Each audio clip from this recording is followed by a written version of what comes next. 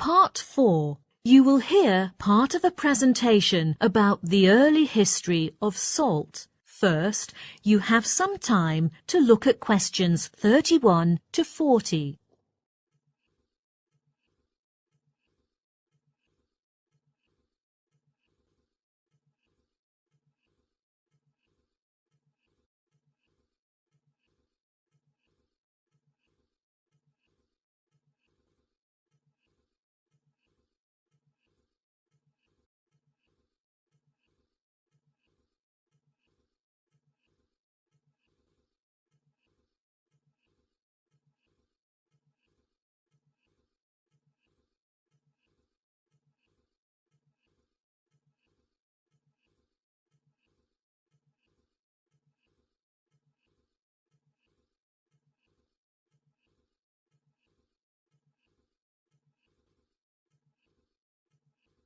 Now, listen carefully and answer questions 31 to 40.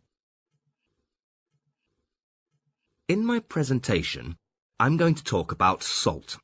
In modern times, when we talk about salt, people may associate it with high blood pressure or increased heart risk, and many health experts warn that we should use less salt in our meals and dishes. However, we should not ignore its importance in our cuisine and even in early human history.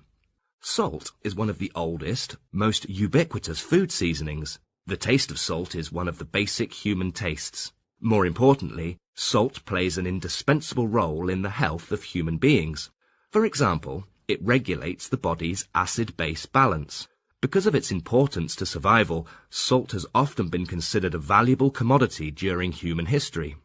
This can be tracked all the way back to ancient Greece, ancient Egypt, and ancient Rome, when salt was highly valued and used as a method of trade and currency.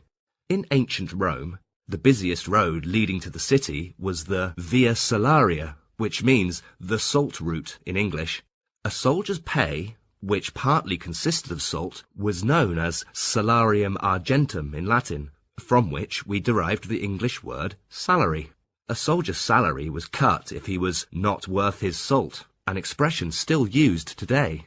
In fact, salt was not only the first condiment discovered, but also the first preservative. We know today that food goes bad because microorganisms in the food multiply in abundance, and a high salt environment is not conducive to microbial reproduction. Extremely high concentrations of salt can even kill microorganisms in the food. The ancients certainly didn't know this, but they did know that salted food can be preserved for a long time.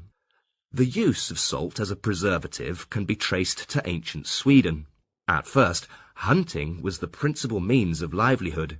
In this case, meat supplies were unlikely to be frequent. What's more, fewer animals were available for hunting. In order to ensure the supply of meat, many families in Sweden began to raise animals in the surrounding forests during the summer, when the weather was suitable for animals to survive.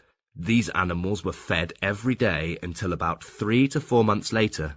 That's in October. They were ready to be butchered for meat, and that was the only month when ancient Swedish people had fresh meat on their table. Then, with the continuous increase in productivity, people finally had some meat left. However, how to store the meat had become a headache until someone invented a whole new way to preserve food: salting. People tried to keep meat from going bad by adding some salt to it, and it could be preserved for several months and even years. There was evidence that salt was widely used to preserve meat. Historical documents in 1573 recorded the Swedish king's everyday meals, mentioning that 175 pounds of meat was consumed each year, but over 150 pounds was salty. From this, we can clearly see the importance of salt in Sweden at that time. In addition, the documents also noted the annual sales of beer in Sweden soared during that period, and this must be related to high levels of salt in their food.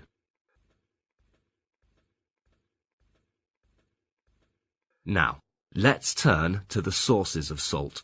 Where is salt from? Well, salt is common in nature. It has long been found that salt can be extracted from seawater, mineral deposits, saline lakes, brine, spring, etc., among which the two most important ones are oceans and basins. On the floor of the latter often lie deserts, where traces of salt can be found, such as the Sahara. Furthermore, the quality of different salt types varies a lot. For example, salt from seawater is always mixed with impurities, so after the salt is dried, the sediments and other chemicals need to be purified before eating. However, this is not the case with salt from spring water.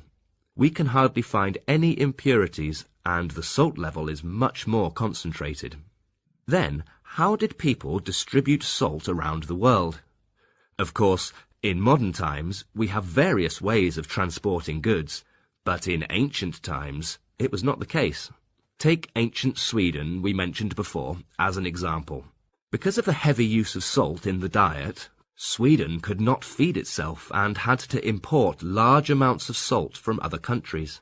In order to make sure they could buy enough salt from abroad, the Swedish had to attach great importance to shipping and keep it undamaged, as it was the most crucial way at that time.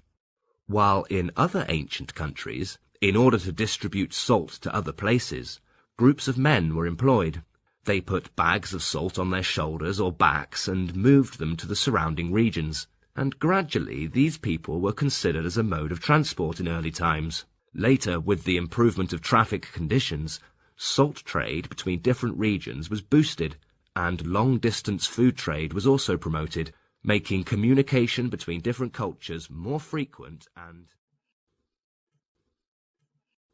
That is the end of part 4. You now have 1 minute to check